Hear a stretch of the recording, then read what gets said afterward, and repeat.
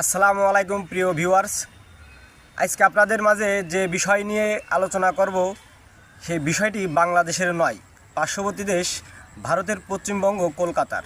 বাংলাদেশ এবং কলকাতায় বসবাসকারী নাগরিকরা একই ভাষায় কথা বলে, তাদের ইতিহাস ঐতিহ্য একই এবং ৪,৫০০ বছরের সমৃদ্ধ ইতিহাস রয়েছে এই বাঙালি জাতির।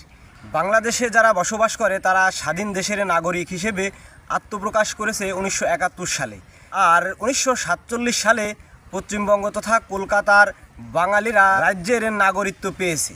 ১৯৪৭ সাল থেকে ২০২৪ সালের ৫ আগস্ট পর্যন্ত বাঙালিদের সাথে বাঙালির খুব আন্তরিক ব্যবসা বাণিজ্য সবই ছিল অনেক সমৃদ্ধ।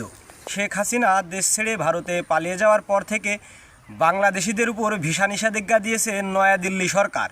এই ভিসা নিষেধাজ্ঞার কারণে বাংলাদেশিরা চিকিৎসার জন্য আর পশ্চিমবঙ্গ কলকাতায় পাড়ি জমাচ্ছে না, যার কারণে পশ্চিমবঙ্গ কলকাতার বহু ব্যবসা প্রতিষ্ঠান এবং হসপিটাল হাসপাতাল ইতিমধ্যে বন্ধ হয়ে গিয়েছে এবং কয়েক রাজ্য মিলে কয়েক লাখ নাগরিকরা বেকার হয়ে গিয়েছে।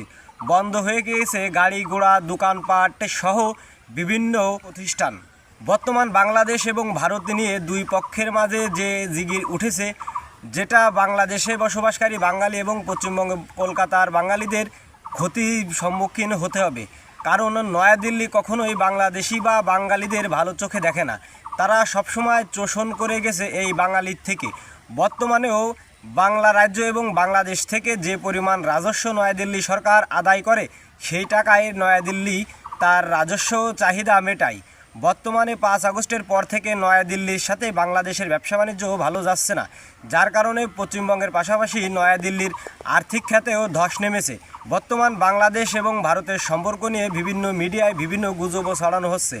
বাংলাদেশ থেকে স্পষ্ট বার্তা দিতে চাই ভারতীয় বসবাসকারী বাঙালিদের, বাংলাদেশ এবং কলকাতায় বসবাসকারী বাঙালিরা ভাই ভাই, তাই আমরা নিজেরা কাদা ছোড়াছড়ি না করে দুই দেশের মধ্যে সম্প্রীতি ব্যবসা বাণিজ্য যোগাযোগ কিভাবে সম্প্রীতি ঠিক রাখা যায় সেদিকে এগিয়ে যাওয়াই হবে বাঙালি জাতির জন্য সবথেকে ভালো।